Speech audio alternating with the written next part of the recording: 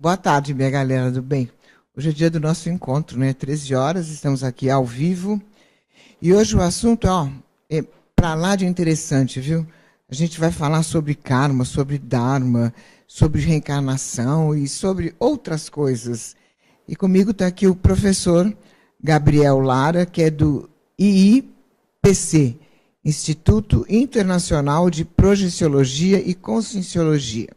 Boa tarde, professor. Boa tarde, Lucimara. Boa tarde a todos os telespectadores também. A gente agradece a oportunidade de estarmos aqui no seu programa. A gente que agradece sua presença aqui, viu? Aí tem bastante coisa aqui, viu? Muita curiosidade. Legal. Professor, o que é karma e o que é dharma? Bom, primeiramente, Lucimara, o que é importante a gente trazer que o Instituto, o IIPC, ele estuda a conscienciologia, ele estuda a consciência. E o que seria a conscienciologia? Nada mais é do que a ciência que estuda a consciência, conhecido também como ego ou self, alma ou espírito, essa intimidade do ser, né? E a projeciologia vai estudar os fenômenos da projeção consciente. Então, o Instituto basicamente vai estudar esses fenômenos, estudar a conscienciologia, enfim. Para falar isso, você perguntou sobre Dharma, Karma, enfim. A grosso modo, o Karma... E o Dharma, tá. O que tem várias linhas de conhecimento, e se a gente for ver em termos de definição, você vai ver inúmeras definições espalhadas aí pelas diversas linhas de conhecimento. Tem Dharma com D maiúsculo, com minúsculo, mas uma que eu acho interessante seria esse processo de conhecer a si mesmo. Esse fluxo natural, né, que eles falam de conhecer a si mesmo. Já o karma... Esse é o Dharma. Isso numa da definição que eu acho interessante de estar trazendo. Seria o autoconhecimento. De si mesmo. Já essa questão do karma seria também conhecida como a lei de ação e reação. Pensa numa questão seguinte, se eu jogo uma bola na parede forte, ela vai voltar forte. Se eu jogo fraca, ela volta fraca. Então, a força que eu jogo uma bolinha na parede, por exemplo, é a força que ela vai voltar. Isso é conhecido como karma, essa questão da ação e reação. Então, tudo que eu faço hoje vai repercutir no meu futuro. Isso é certo. E aí tem inúmeras outras possibilidades, mas é aquela questão da ação e reação que a gente traz, né? Da causa e efeito também. E é possível mudar o karma para o dharma? Existe isso? Como?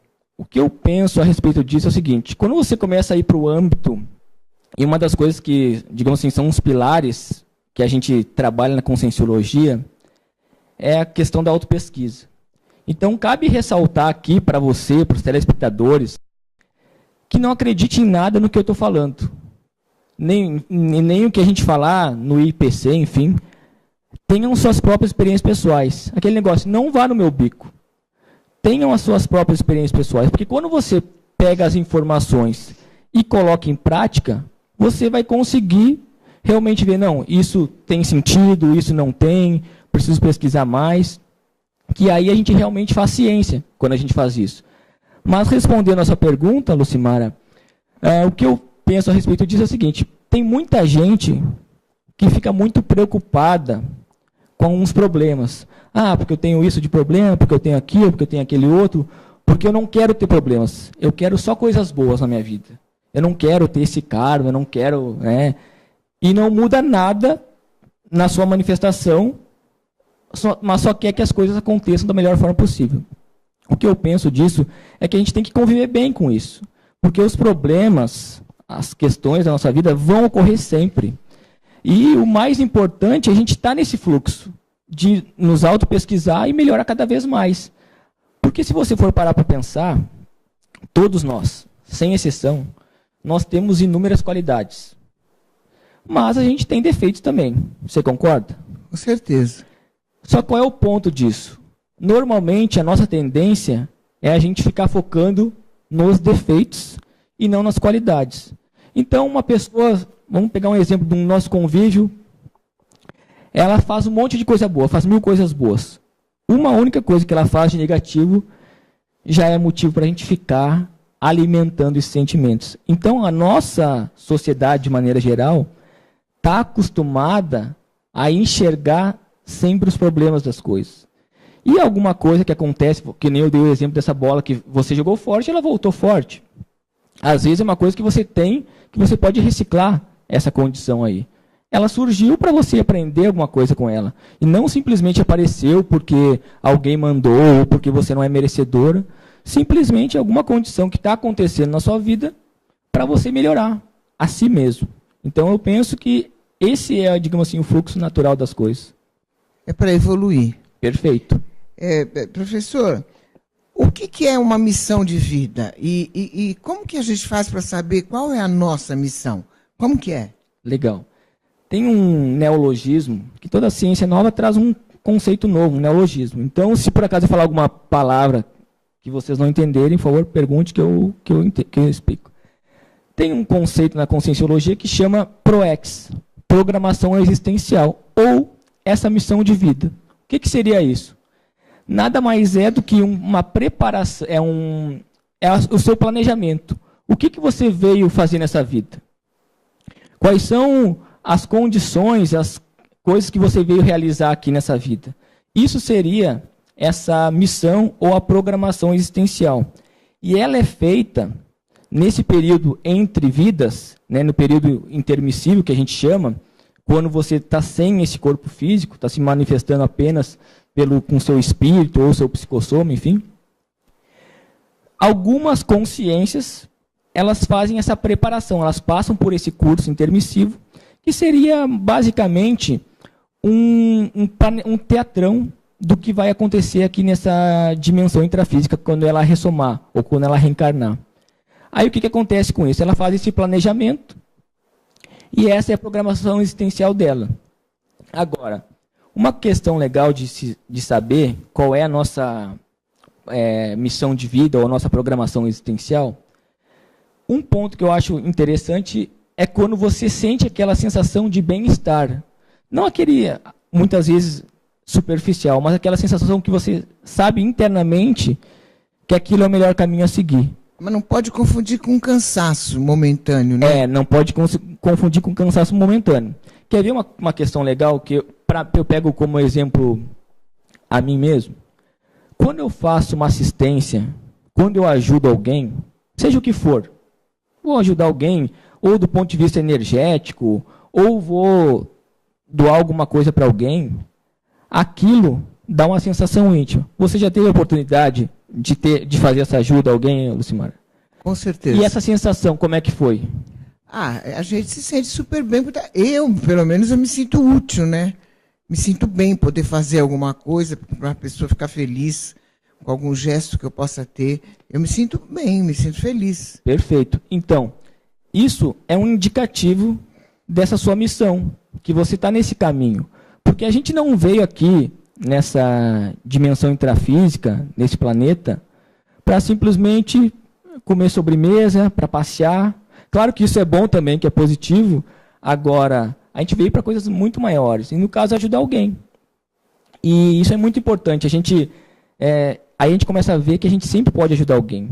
Tem sempre alguém que está precisando da nossa ajuda. E a gente pode ajudar de alguma forma. Isso é um indicativo que a gente está dentro da nossa programação existencial ou da nossa missão. Então já é um sinal de que a gente está dentro ou fora da missão. É um sinal. São essas atitudes. Sim, teriam vários indicativos, né, que a gente pode elencar, enfim, tudo mais. E aí até tem alguns testes, alguns livros que a gente pode passar depois para o pessoal para eles darem uma olhada com mais calma para saber tanto qual é a sua programação existencial, se fizeram essa preparação, esse curso intermissivo. E o que é uma programação existencial? Seria essa missão. Seria basicamente você programar o que você vai fazer nessa vida. Por exemplo, como hipótese, tá? Aí tudo que eu falo aqui põe esse ponto de interrogação. Tudo que a gente faz aqui, quem passou por esse curso intermissivo, enfim, se programou antes. Bom, então eu vou lá, vou nascer nessa família, porque vai ser bom para eu me reconciliar com eles, eu vou trabalhar com esse tipo de coisa. Você quer dizer que antes de encarnar, já determinou? Já faz essa programação. Agora, isso não é estanque também. existe o plano, digamos assim, de A a Z. Eu não tenho uma programação assim, eu vou seguir essa só e acabou. Se essa não der certo, não tem mais nenhuma. Não. Existem várias possibilidades para a gente ir acertando. E é sempre daqui para frente. Então, professor, todos os que reencarnam nesta vida têm programação para sua futura existência terrena ou existe reencarnação imposta? Sim, nem todos têm essa programação existencial, passaram por esse curso intermissivo. E aí existe muitas vezes essa programação, essa reencarnação imposta, que é a pessoa, no caso, que não está com muito discernimento, não está com muita lucidez, para poder elaborar, para poder planejar, para poder pensar diferente. Então ela está em, às vezes, condições extrafísicas, digamos assim, um pouco mais prejudicadas, que não permitem ela fazer esse planejamento, passar por esse curso intermissivo, e aí ela só vem, reencarna, aí que a gente chama de ressoma, né? E assim vai nesse fluxo, até ela começar a ter lucidez. Porque se você for parar para pensar, Lucimara, e aos telespectadores também, como é que é a nossa sociedade em geral? A nossa tendência, de maneira geral, é que tem muita gente querendo, sem predisposição a ajudar ou melhorar, evoluir, seja lá como vocês quiserem chamar, e pouquinha gente com essa predisposição a querer melhorar. Então, normalmente, o nosso planeta aqui é mais hospital do que escola. As pessoas têm mais gente doente, no sentido desse processo de evolução e tudo mais, do que realmente gente disposta a arregaçar as mangas, se auto-pesquisar e querer melhorar, querer fazer algo de útil, né? Porque hoje a gente vê essas questões das robotizações e tudo mais, que a pessoa, se não fica atenta, ela só vai no fluxo, né? Então ela segue o que a mídia fala, segue o que... e não se encontra muitas vezes, né? É só o passar o tempo. Então, e a gente estava falando nessa postura, né? Que a gente tem que ter atitudes que façam o bem, né? Para as pessoas, para você ajudar o próximo, ter amor ao próximo. Mas existem pessoas que são tão más, e tudo dá certo. Tudo flui de uma maneira correta. O que significa isso? Bom, primeiro, a gente tem que analisar uma coisa. O que seria mal e o que seria bom? Isso é uma condição relativa, até porque a gente tem que ver. Mal, por exemplo, uma pessoa que prejudica as outras no trabalho. Perfeito. Que criam situações desagradáveis para que essas pessoas fiquem constrangidas, até dispensadas do trabalho. Pessoas que são do mal, tem. E nada acontece. O que eu vejo assim, que a nossa tendência é pensar muito a curto prazo. Aquilo que eu te falei da bola, né? Você joga, todas as atitudes que a gente faz, a gente sabe que volta de uma forma mais rápida, ainda mais esse milênio, não é isso? Agora, o mais importante é nós, enquanto autopesquisadores de nós mesmos, a gente começar a avaliar o seguinte: não é ser ingênuo e dizer, não, essa pessoa não está fazendo coisas erradas, enfim, não é isso. Mas avaliar também o que motivou essa consciência, essa pessoa, a ter essas atitudes. Porque se a gente for ver, no fundo, ela é a que mais sofre. Normalmente, essa pessoa, por N situações de outras vidas dessa, o que for, ela criou essa visão, essa barreira dela, e ela aprendeu assim. É a única maneira que ela acha de tentar ser feliz. Mas, na realidade, quem mais sofre, normalmente, são essas pessoas. Então, se a gente começar a ver o outro lado, o que motivou ela, e como que eu posso ajudar essa pessoa, a vida muda. Aí a gente passa também a avaliar da seguinte forma. Vamos supor que no nosso trabalho, os telespectadores, na nossa casa, aconteceu uma situação que eu não gostei. Eu olhei lá, que coisa, né? Essa pessoa aprontou comigo, ela falou que eu não gostei, ou ela teve alguma atitude, uma postura que eu não gostei. Um exercício legal que eu acho interessante é o seguinte: O que tem nele ou nela que reflete em mim que eu não gosto? Quando a gente toma essa atitude, essa postura, a gente começa a olhar para nós.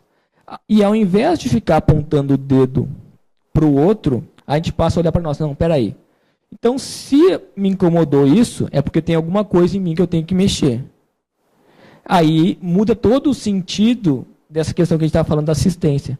Você começa a querer ajudar mais os outros e não fica preocupado se o outro falou bem ou mal de você, se ele fez ou não fez algo contra você.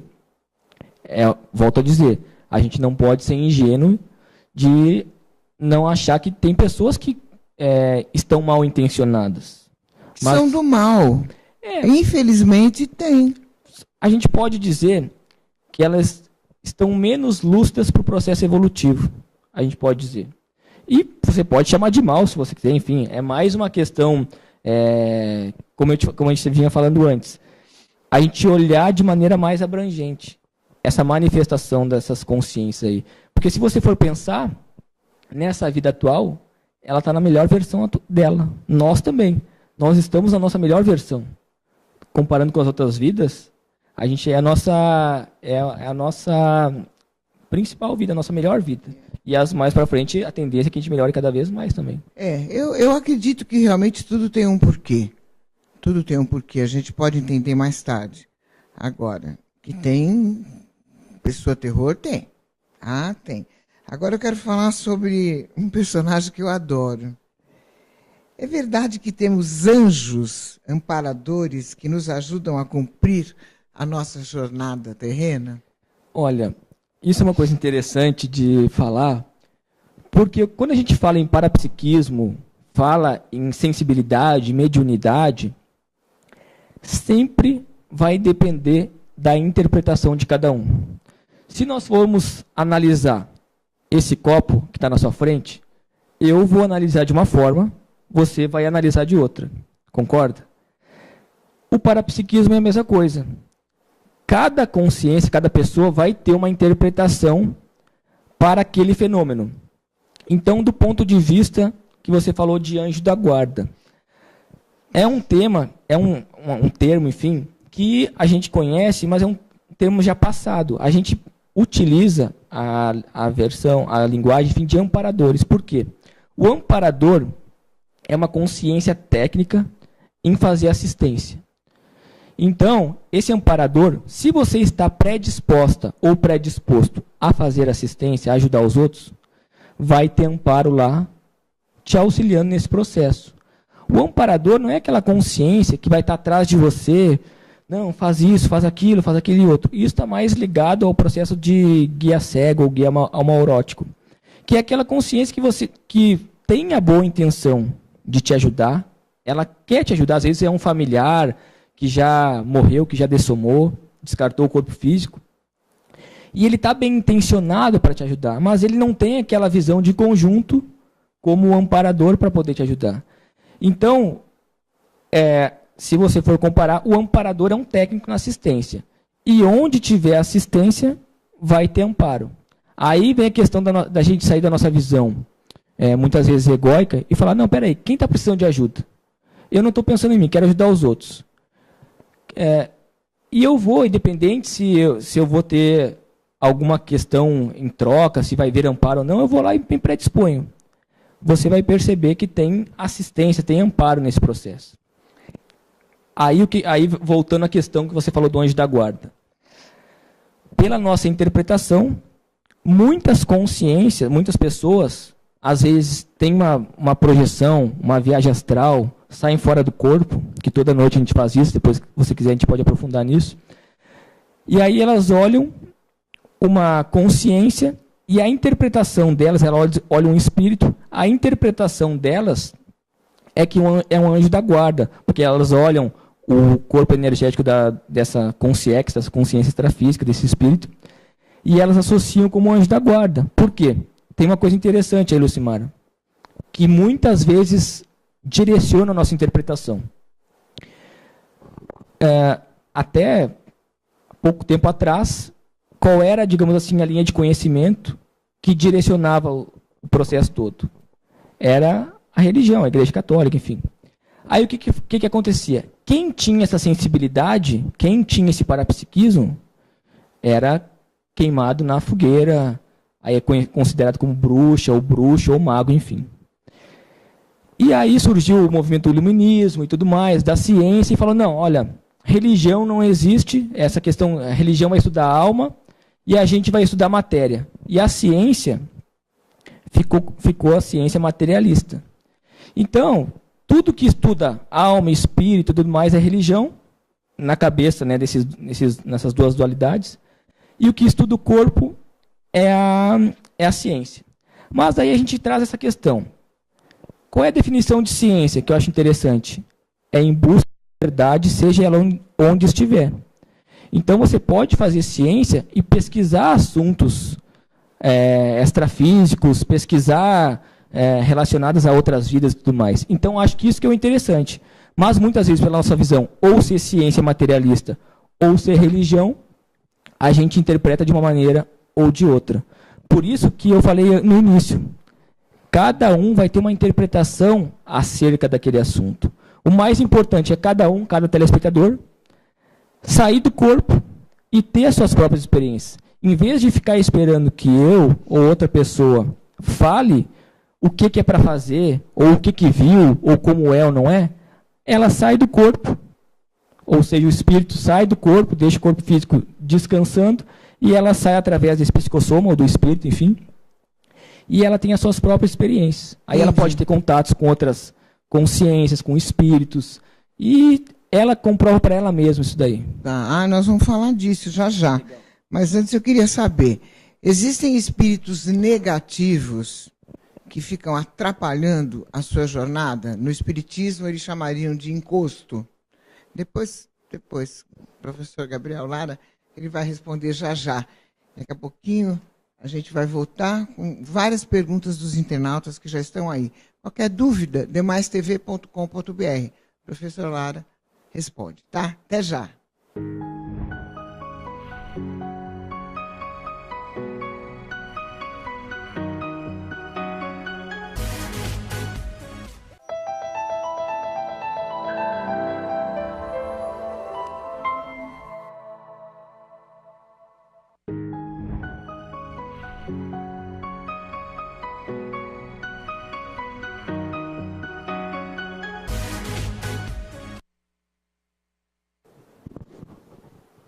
Então, a gente estava perguntando sobre os encostos, né?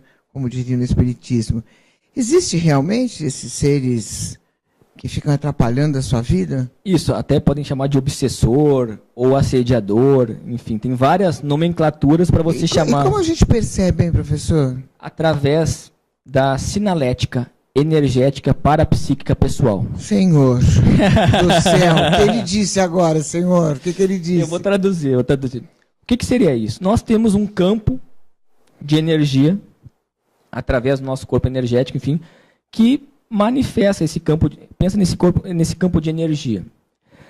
Esse campo de energia, quando alguma consciência extrafísica, alguma energia diferente da nossa, toca nesse campo de energia, ela vai disparar um sinal, que a gente chama de sinalética.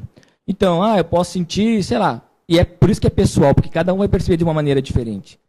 Aí, mapeando, aí vem a questão da autopesquisa, eu posso chegar à conclusão que sempre quando eu sinto esse sinal extrafísico, esse toque, é como se você pensa quando joga uma pedrinha na água, aquilo reverbera. Isso é quando uma consciência extrafísica toca nesse nosso campo de energia, aquilo reverbera na gente e a gente pode perceber. Aí como é que funciona isso? Você vai anotando, vai tomando nota e você pode chegar à conclusão que toda vez que você percebe determinado sinal, é tal consciência que está relacionada àquele processo. Aí, tá, mas o que eu vou fazer com isso? Como que eu vou me proteger? Como que eu vou ficar mais atento? Tem uma técnica que a gente fala, que é o estado vibracional. Como é que é esse estado vibracional? Até quem quiser procurar na internet, pode colocar mobilização básica de energias, que vai ver essa técnica aí descrita, né? Enfim. Mas nada mais é do que, desse circuito fechado, é você concentrar a sua energia no alta cabeça e direcionar, passando por todos os seus chakras, até chegar aos pés. E você faz esse circuito fechado até chegar numa velocidade e numa ressonância que vai atingir esse seu estado vibracional. Todos esses seus chakras vão vibrar e vão fazer esse desbloqueio. Qual é o legal disso? Porque você é perceptível do ponto de vista energético. Então, se eu percebi, sei lá, alguma coisa ruim, uma dor de cabeça, o que for, pode ser físico, não vamos descartar isso aqui, mas pode ser extrafísico. Ou pode ser de uma pessoa que está na sala e eu estou sentindo a dor de cabeça dela. Você mobiliza suas energias, não precisa falar para ninguém que você está trabalhando com as suas energias, você fica bem e melhora o ambiente. E aí qual é o legal disso? Vamos fazer uma analogia do chão. Quando o chão está sujo, um fiozinho de cabelo a mais que cair, você não vai perceber, concorda? Concordo. Se o chão está limpo, um fiozinho de cabelo que caia, você percebe. A gente percebe. Assim são com as nossas energias. Quando a gente está com as energias mais travadas, bloqueadas, o que vem, uma a mais ou a menos, energia de fora, a gente não vai perceber. Agora, se a gente está com as nossas energias em dia limpas, digamos assim, qualquer toquezinho você percebe. Aí vem a questão da sinalética. Eu não sei se eu fui claro. Foi. Mais ou menos. Okay. Tem até um livro que chama, a gente tem no Instituto, Mapeamento da Sinalética. Então, se alguém tiver interesse, tem pela internet também, quem quiser pesquisar, pode dar uma aprofundada nesse assunto. Professor Gabriel, agora tem umas perguntinhas aqui. Olha, tem uma design que é a Darte, de Santo André. Beijo para você, Darte. Obrigada, viu? Ela pergunta o seguinte: existem pessoas que desencarnam por estar fora da missão de vida. É vero isso? Como é que funciona isso? Você tem uma programação existencial, você tem uma missão de vida, tá? Planejou, tudo certo, e a gente lembra dos planos de A a Z. Aí, eu estou sendo um pouco irresponsável. Quer um exemplo? Vou beber e dirigir. É a coisa mais fácil de dar acidente de percurso, é na direção. E você bebendo e dirigindo, imagina, é prato cheio para o assédio, né, que você falou antes ali. Exato. Então, pode acontecer sim. E a responsabilidade da pessoa, não tem alguém que fica dizendo, não, eu vou te salvar dessa. Não, é ação e reação, né, que a gente falou antes. Então, pode acontecer sim. Entendi. Tem uma pergunta que eu acho interessante aqui, que é do estilista Lucas Vasconcelos, lá do Bom Retiro. Ele diz assim: professor, nos planos astrais, quem planeja a nossa jornada evolutiva aqui na Terra?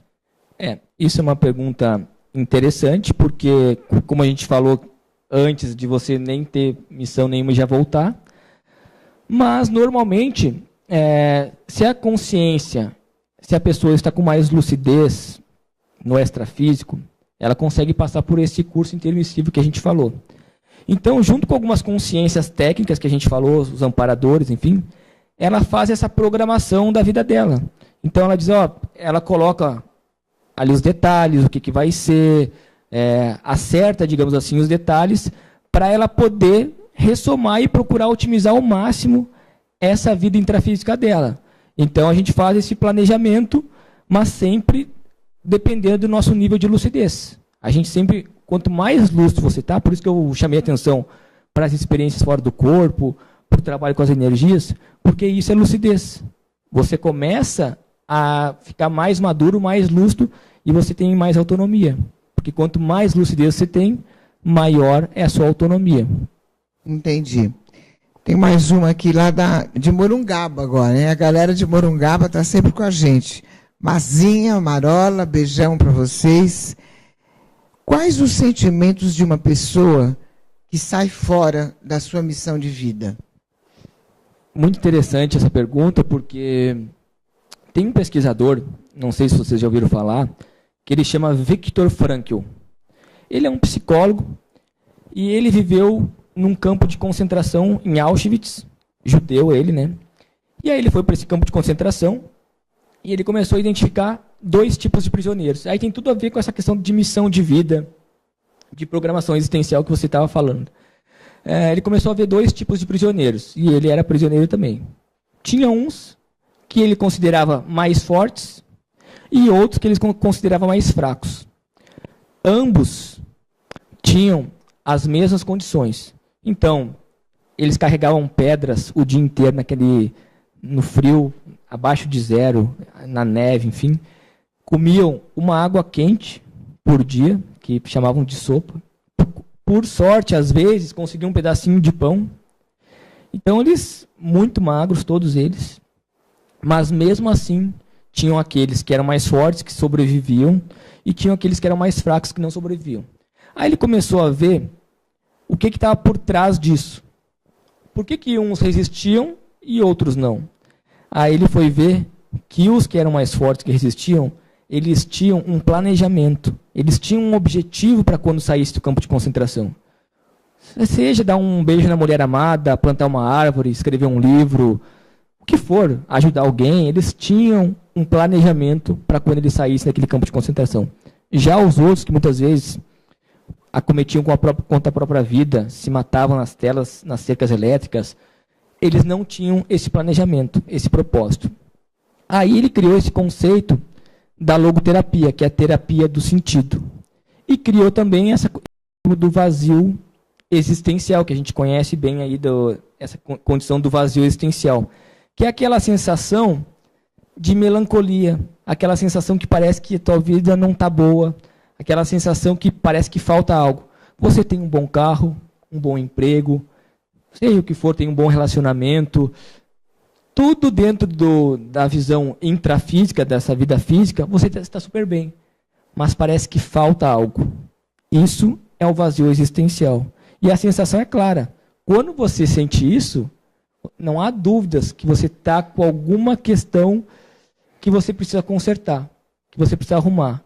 E não é ficar se remoendo no passado, porque o contexto da depressão, que muitas vezes está envolvida com isso, tem o processo fisiológico, tem o processo físico, que a gente não descarta, tem que usar medicamento, enfim. Mas também é o excesso de passado. É aquela pessoa que fica sempre remoendo o passado. Não, porque eu não sou tão bom, porque aquilo que eu fiz errado e não sei o quê. E ela fica sempre remoendo esse passado. E o mais importante é daqui para frente. O que eu vou fazer da minha vida daqui para frente? Lembra que eu falei do plano de A a Z? É de agora em diante. Você tem a oportunidade de melhorar, de reciclar, e é tudo dentro de você. É a visão que você tem do mundo. O professor falou aí em suicídio em campo de concentração, eu quero aproveitar para perguntar isso.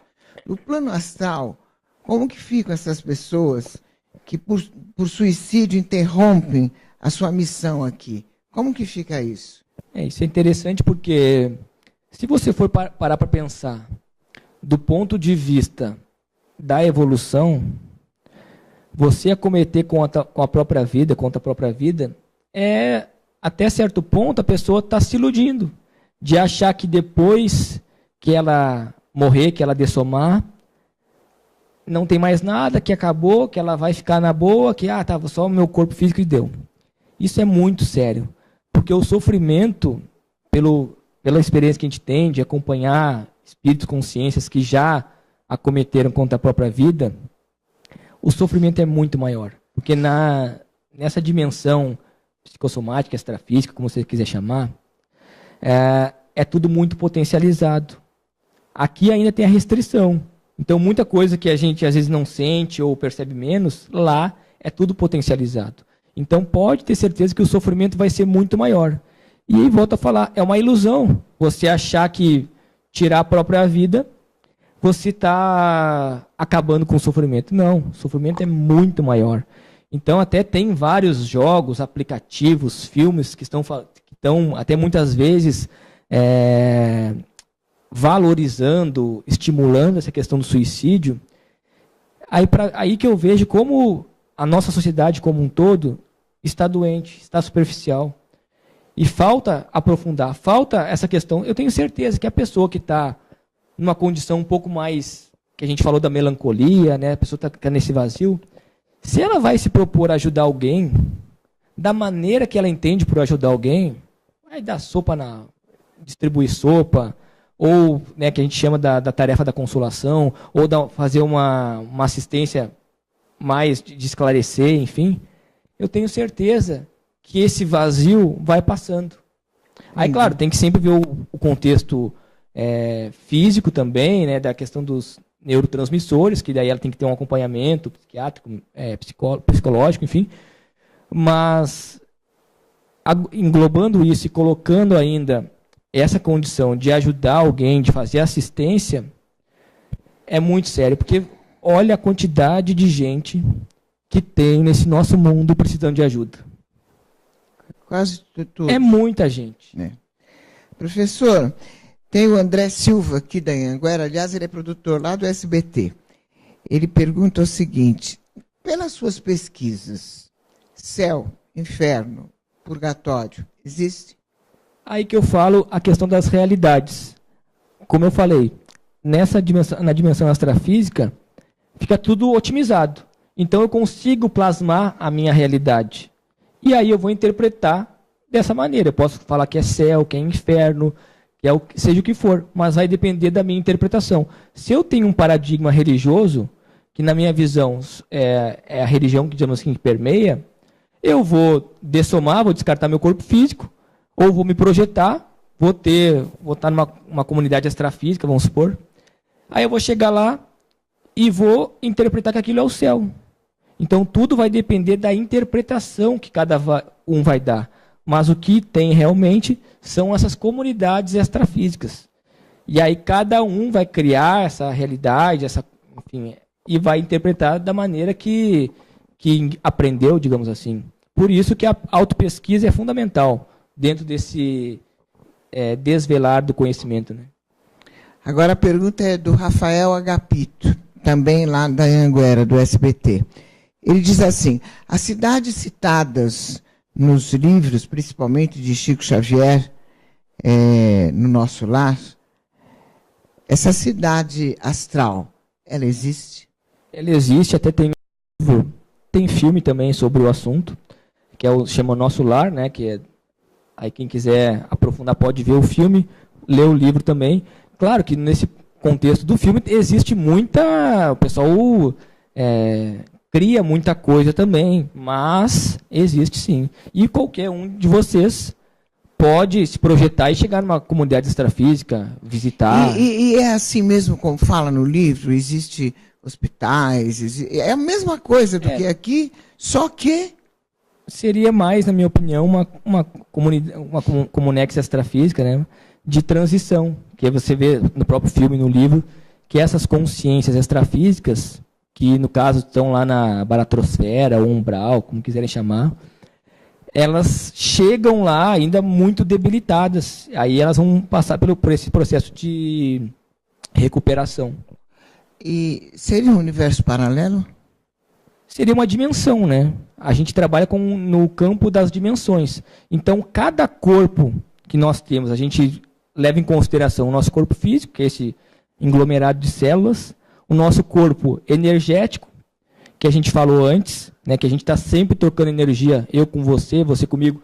Mesmo quem está em casa agora, nos assistindo, está trocando energia com a gente. Aí, essa manifestação desse corpo energético, a gente falou do estado vibracional, da sinalética e tudo mais. O corpo das emoções, que seria o psicossoma, e o mental soma, né? Então, a gente vai se manifestar nessas dimensões. Agora, quantas dimensões existem? Milhares. Então, a gente aprende na eubiose, que é o estudo do autoconhecimento, que lá no astral, nesse campo,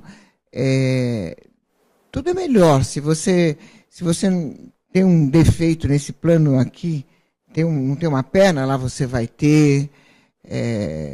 Lá você fica exatamente do jeito que você quer. Se você não tem cabelo, você vai ter. É assim? Sabe uma coisa que eu acho interessante quando a gente fala nesse assunto?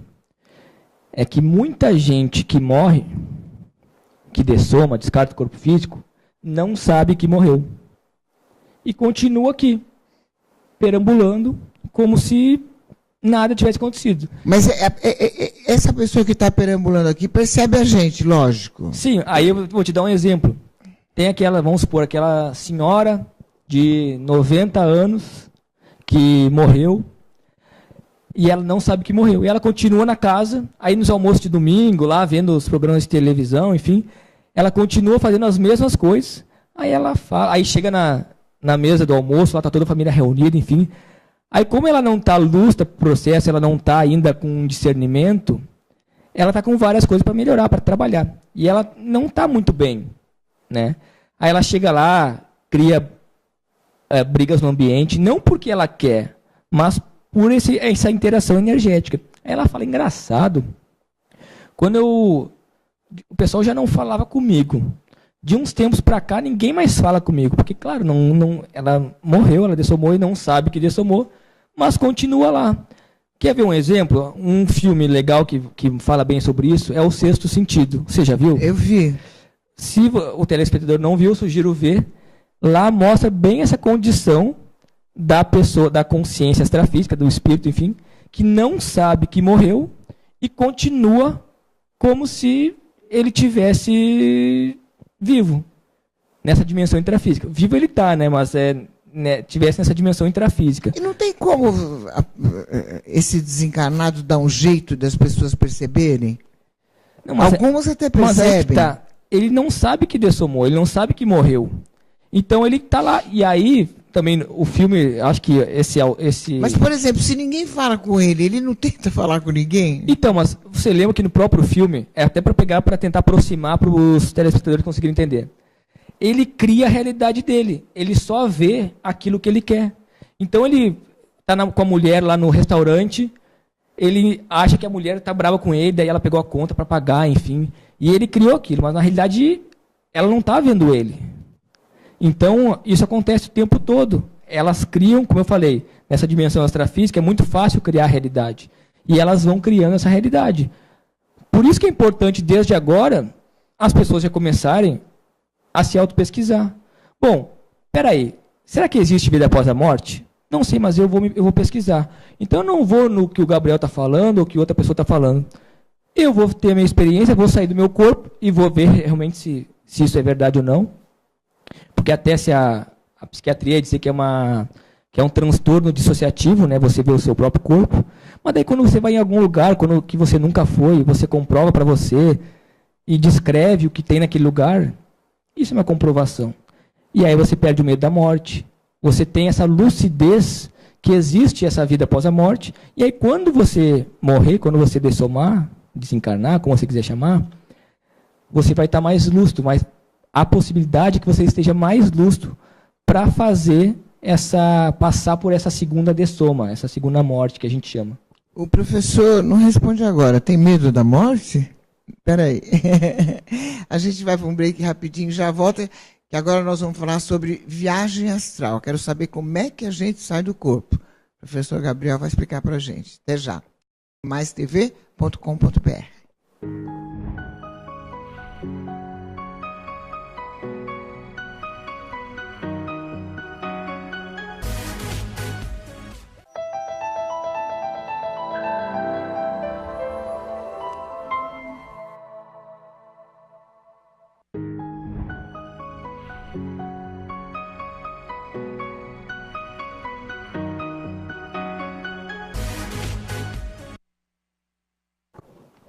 Então, tá gostoso o papo, né? Agora eu tô curiosa, que eu quero saber, eu posso sair do corpo? Como que eu posso sair do corpo? Legal. Você tinha perguntado também a questão do medo da morte, né? Tem medo da morte? Não, hoje eu não tenho mais. Mas tinha? Tinha. Faz tempo que você não tem mais? Eu tenho que falar uma coisa assim, para todo o Brasil aí, mas eu tinha muito medo de ver espírito desde criança. Eu tinha esses fenômenos parapsíquicos, eu via espíritos, enfim, eu tinha muito medo. Ao ponto, Lucimara, que se tivesse alguma pessoa comigo no quarto de luz acesa, dormindo, eu tinha que abrir o olho dela para saber se ela estava acordada, de tanto medo que eu tinha. Então, eu tinha muito medo. Aí eu comecei a me pesquisar, comecei a conhecer, comecei a desdramatizar essa questão da morte. Aí eu vi que realmente a gente está nesse corpo físico, mas a nossa procedência é multidimensional. Então eu vou ter medo de mim mesmo.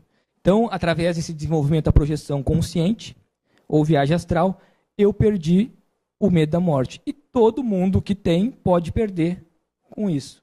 Você não tem medo da Não, morte. não tenho. Porque você sabe que não existe a morte. O que acontece é que, por isso que a gente fala de soma, esse neologismo, Somos imortais. é o descarte desse corpo físico. Simplesmente isso. Aí você pode cremar, enterrar o que você quiser. Mas você continua se manifestando, né? Aí você perguntou, você começou falando sobre a questão da... Eu quero saber como é que eu saio do corpo. Ah, perfeito. Vou te falar uma coisa. Todo mundo sai do corpo. Na hora de dormir. Todas as noites, todo mundo sai do corpo. Agora, como eu percebo que é um sonho e quando não é um sonho? Ah, legal. Porque Isso tem momentos assim que é muito impressionante. Eu, por exemplo, eu tenho certeza de que não é sonho. Tem coisas que acontecem que eu tenho certeza absoluta que não é sonho. Legal.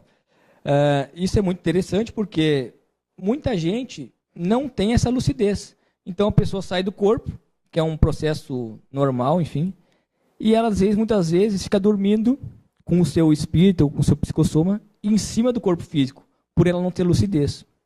Tem outras que podem ir a comunidades extrafísicas, conhecer outros locais, mas elas não têm lucidez e não rememoram. Elas não têm essa rememoração. Agora, o Instituto, né, o IPC, o objetivo dele é estudar esses fenômenos relacionados à projeção consciente, ou à viagem astral, como você quiser chamar. Então tem uma série de cursos, um deles é o curso integrado de projeciologia, que você vai aprofundar dentro desse processo da diferença. O que é sonho, o que é projeção, porque o sonho é um processo natural, fisiológico, que é como se fosse uma limpeza dessas suas sinapses, processo cerebral. Mas como que a pessoa pode distinguir quando é sonho e quando não é? Legal. Quando é realmente por exemplo, um encontro astral? Por exemplo, os sonhos são esses contextos oníricos que você vai criando, que você não tem muita... você não tem percepção e você não tem muito controle sobre isso. Você não consegue direcionar os seus movimentos, por exemplo. Quando você se projeta com lucidez, você tem a certeza, você pode volitar, você pode voar, você pode fazer o que você quiser, né, do ponto de vista com essa interação. Claro, daí você começa a mapear e fala assim, peraí, vamos aproveitar esse tempo que eu estou aqui e vamos ajudar os outros, em vez de ficar... Né, claro que é legal a experiência e tudo mais, mas o mais importante é você aproveitar esses momentos para ajudar os outros. Agora, uma coisa importante que você tem que fazer, que eu sugiro para todo mundo, é anotar. Pega um caderninho e toda noite anota. Qual é a temperatura que você estava antes de dormir, qual é o dia e tudo mais. Assim que você acordar... sim, eu anoto, mas aí eu não sei. Isso, mas aí você vai anotando, não anota na hora. Vai chegar um momento que você vai começar a compilar esses seus estudos e você vai chegar à conclusão para você mesmo. Agora, quando você tiver uma projeção lúcida, quando você realmente vê, por exemplo, seu corpo deitado na cama, ou você, enfim, tiver essa lucidez mesmo, não vai faltar dúvida, não vai sobrar dúvidas para você. Você vai lá, realmente eu tive uma projeção consciente. Isso é nítido para você. Agora, tem aquela projeção semilúcida, que você não sabe se está projetado ou não. Então, isso pode ocorrer, e aí que confunde muitas vezes com esse processo do sonho.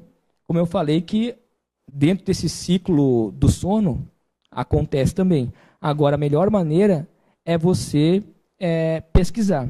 Uma coisa que ajuda esse estado vibracional que eu falei, você começar a fazer esse estado vibracional com o objetivo de sair do seu próprio corpo, de se projetar, ele pode desencadear isso, porque você começa a fazer esse desbloqueio e ocorre essa descoincidência do seu psicossoma, do seu espírito. Então, isso é uma técnica legal também. Eu, particularmente, professor, eu já sonhei assim com algumas pessoas mortas, queridas, e eu tenho certeza absoluta que eu encontrei. Não era sonho. Eu encontrei. Perfeito. E assim, Lucimara, o mais importante que a gente vê não é o que eu vou dizer, o que o outro vai dizer, é o que você percebeu. Você teve aquela sensação íntima que aquilo era realmente uma projeção, e é isso que é o importante. Não cabe a nós ficar de não, porque isso não era ou era. Agora, porque essa certeza íntima você está com ela. E aí você vê como é que você sentiu depois, como é que foi, você começa a compilar essa série de coisas. Como é que foi o contexto e tudo mais. Então, isso é muito legal, você ter esse estudo aprofundado a respeito do assunto. Agora, para a pessoa sair do corpo, é preciso iniciar com uma meditação, ou não? Não, na realidade, como eu falei, é um processo natural, fisiológico. Processo natural. Toda noite você vai sair do corpo. Agora, essas técnicas que eu falei de anotar, do estado vibracional, vão te ajudar a você ter uma maior descoincidência. Então, você pode, por exemplo, perceber só que descoincidiu a para-cabeça, ou o para-braço, ou a para-perna, enfim. Se a técnica que você vai utilizar para a saída do corpo é a meditação, e aquilo vai te causar um relaxamento que você vai conseguir sair, ok. Mas dentro do que a gente estuda, porque assim, até o próprio Projeciologia, que é o tratado maior sobre o assunto da projeção, ele estuda tudo quanto é tipo de técnicas, compilado de técnicas, sobre esse fenômeno da projeção consciente. Então, o mais sério é você ver a técnica que mais funciona para você. Eu gosto muito dessa técnica do estado vibracional. Você ficar em decúbito, enfim, e começar a trabalhar com as energias, e você consegue perceber essa descoincidência. Então, e também assim, não é uma coisa que você vai fazer hoje e acabou. Leva tempo muitas vezes. Você pode ter uma projeção, às vezes, com mais facilidade, mas normalmente leva um esforço, leva tempo para você desenvolver esse processo da projeção consciente, né? Professor, agora uma curiosidade aqui. Chico Xavier sempre falou numa data limite, 2019. O que é essa data limite? Sim, Lucimar, primeiro que quando a gente olha esse processo da clarividência ou do parapsiquismo, o que for, tem uma analogia em cima de uma montanha.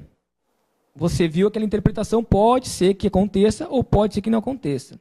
Mas tudo vai depender da interpretação que cada pessoa vai dar a respeito do assunto. Aí tem a interpretação religiosa, o que for. Ele fala nessa data limite sobre o contexto que, se a humanidade não melhorar os seus valores, não entrar em guerra, a Terceira Guerra Mundial, o que for, a humanidade vai ficar, digamos assim, que estagnada dentro desse processo da tecnologia. Se mudar, aí vão ocorrer vários avanços. Mas o mais importante, Lucimara, que nem o pessoal falava, existe muita... Nem querendo entrar no mérito se é verdade, se não é, enfim. Mas muitas vezes o pessoal às vezes cria determinadas condições, fantasias, o que for. Aí tem 2012 e várias questões dizendo que o mundo ia acabar, não sei o quê. O mais importante é o que eu vou fazer agora. Não é esperar 2009 ou quando as coisas mudarem, aí eu vou mudar. Não, peraí. Será que eu, nesse exato momento, já tenho alguma coisa que eu posso melhorar em mim? O mais importante que eu vejo é isso. É você se auto-pesquisar para melhorar. E não ficar esperando uma data limite ou algo nesse sentido. Minha opinião particular, mas eu respeito todas as linhas de conhecimento, as abordagens, enfim, o que foi falado aí a respeito desse assunto. Professor, existe uma forma da gente saber o que a gente foi em vidas passadas, até para poder evoluir nessa? Existe. Você tem uma condição que a gente chama de retrocognição, que é uma experiência que você tem de rememorar essas outras vidas. Se você foi ter envolvida com a monarquia ou na religião... Mas como? Com essas saídas fora do corpo, você pode ter essas experiências e ir nesse local, nesse seu passado, enfim. Mas como eu faço? Eu determino? Você pode determinar também, mas o mais legal... Aí também tem a questão dos gostos. Você começa a pesquisar sobre isso. Eu gosto disso, gosto daquilo. Aí você começa a compilar esses dados e chegar numa linha disso. Mas o mais importante, Lucimar, é o seguinte. Não ficar, a minha opinião, tá? É não ficar tentando direcionar para saber o que eu fui.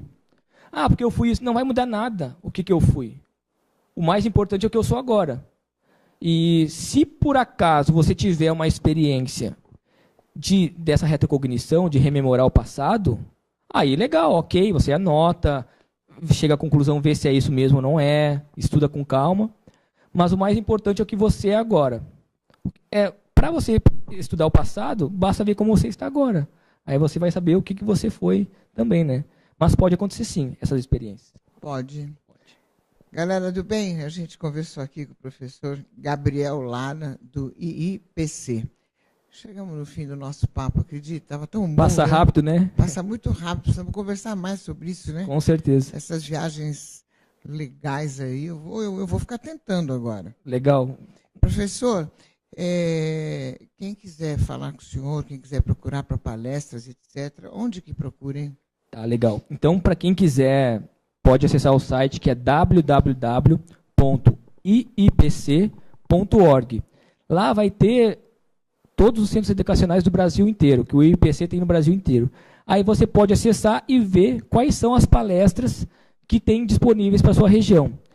Nessa sexta-feira, aqui em São Paulo, vai ter uma palestra que chama Liderança Evolutiva, que tem muito a ver com o que a gente vinha falando aí sobre missão de vida, programação existencial, que fica na rua Afonso Celso, 587, a partir das 19h30. Lá, inclusive, vão ter técnicas que a gente vai fazer a MBE, para quem quiser aprender, enfim, essas técnicas, vai ter a oportunidade de experimentar o estado vibracional, enfim, e poder tirar as dúvidas. Então, quem quiser pode entrar no site www.iipc.org.